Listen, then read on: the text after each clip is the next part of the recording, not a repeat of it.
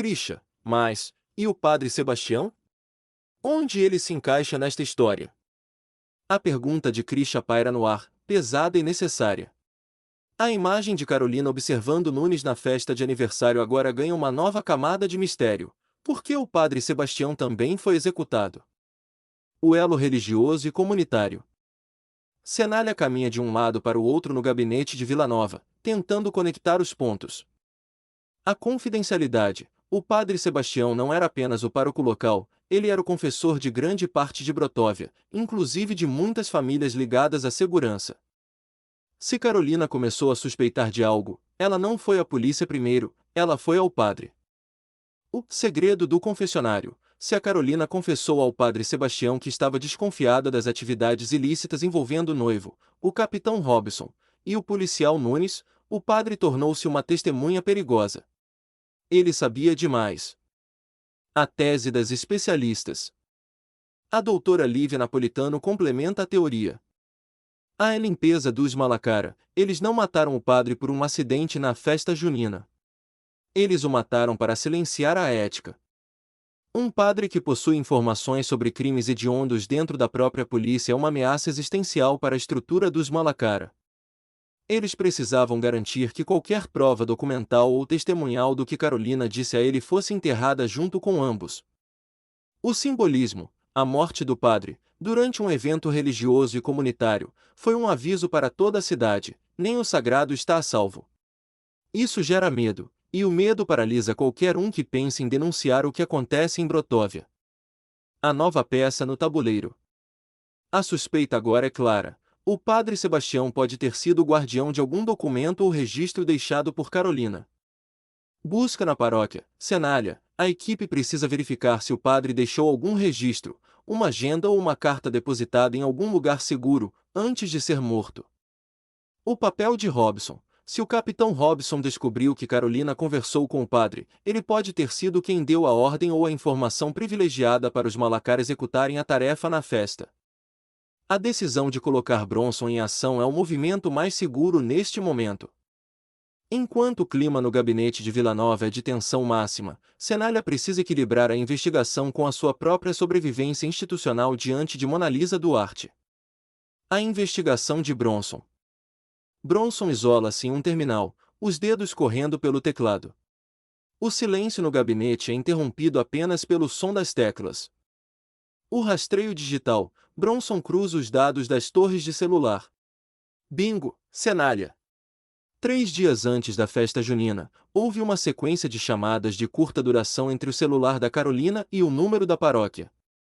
Logo depois, o padre Sebastião fez uma ligação para um número pré-pago, o mesmo número que rastreamos como um dos contatos de Rodrigo Nunes. A conclusão: o padre não apenas sabia, ele estava tentando mediar ou confrontar Nunes sobre o que Carolina havia descoberto.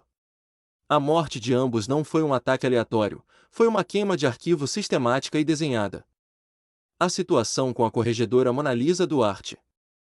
Enquanto Bronson trabalha, a corregedora Mona Lisa Duarte observa a Cenália. Ela é uma profissional impecável, e sua postura sugere que ela está avaliando não apenas os fatos, mas o caráter.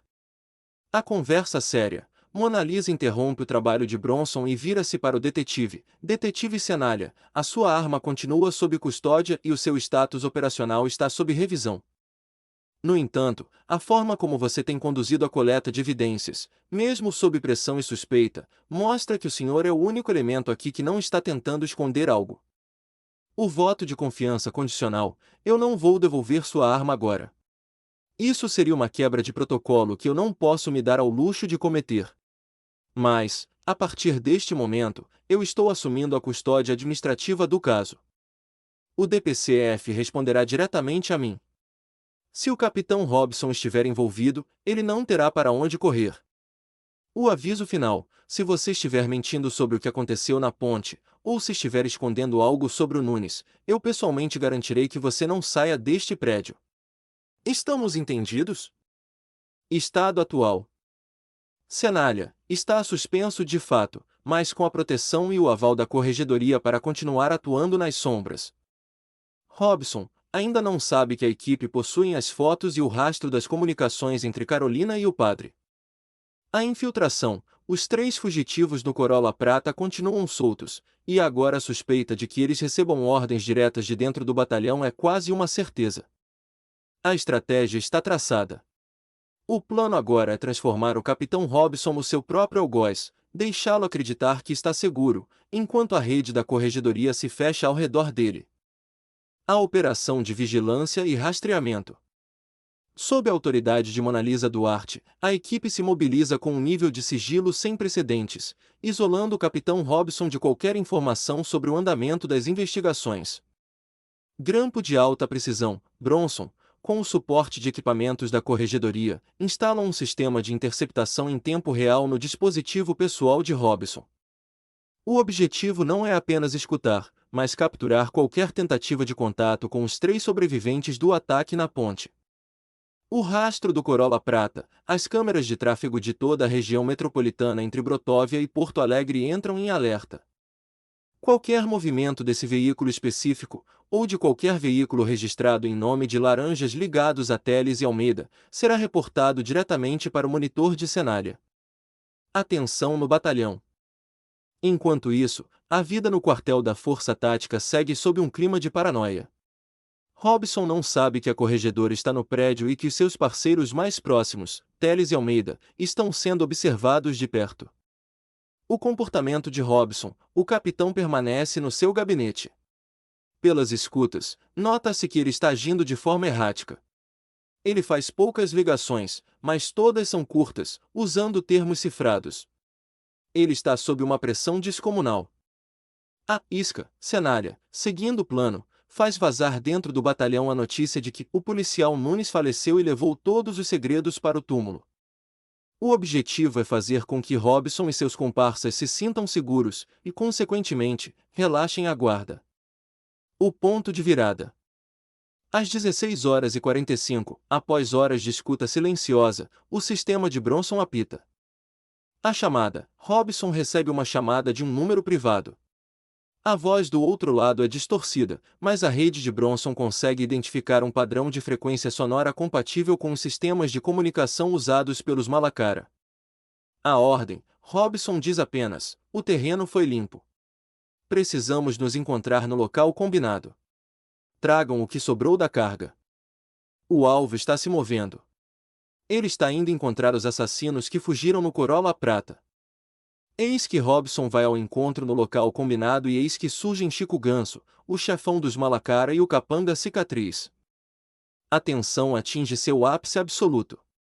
Escondidos em um ponto estratégico próximo a um antigo galpão industrial na zona portuária de Porto Alegre, Cenália, Krish e a equipe de elite observam a cena através de binóculos térmicos. O encontro fatal. Robson estaciona seu veículo sob um poste de luz cuja lâmpada oscila. O silêncio da noite é cortado pelo som de pneus. Um segundo carro, o Corolla prata, estaciona à frente. As figuras que emergem, das sombras saem 2 homens. O primeiro é Chico Ganso, o lendário e implacável chefão dos Malacara, cuja presença domina o ambiente. Ao seu lado, está Cicatriz, seu braço direito, um homem cujo rosto marcado reflete décadas de violência extrema. O capitão sob pressão, Robson sai do carro com as mãos visivelmente trêmulas. Ele não é mais o capitão imponente da Força Tática, ali, diante de Chico Ganso, ele é apenas um peão que se tornou um passivo perigoso. A conversa, interceptada pelo áudio de longo alcance. Você demorou, capitão. A voz de Chico Ganso é um sussurro arrastado, carregado de desdém. O Nunes morreu na ponte, e agora você tem um detetive chamado Cenária, fuçando em coisas que ele não deveria. Robson responde, a voz esganiçada: eu não tinha escolha. O Cenária estava na cola do furgão.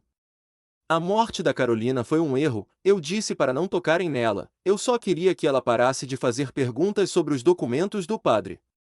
Cicatriz solta uma risada seca e avança, sacando uma arma. Você não manda em nada, Robson. Você é apenas o nosso servidor público favorito. E, pelo visto, a sua serventia está chegando ao fim. O momento da ação. Cenália percebe que a execução de Robson é iminente. Chico Ganso levanta a mão, dando o sinal para a Cicatriz disparar. A decisão de Cenália: se vocês agirem agora, podem salvar Robson e capturar toda a liderança dos Malacara.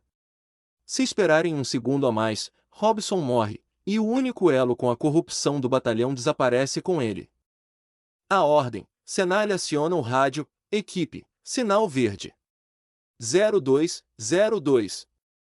Entrem com tudo, imobilizem o alvo, mas eu quero Chico Ganso vivo. Agora! O confronto está armado. Cenália salta do esconderijo com a equipe. O tiroteio é inevitável. A prioridade é clara: o capitão Robson não pode morrer. Ele é o fio condutor que liga o crime organizado à estrutura policial de Brotóvia, e sua morte apagaria o último elo vivo desta conspiração.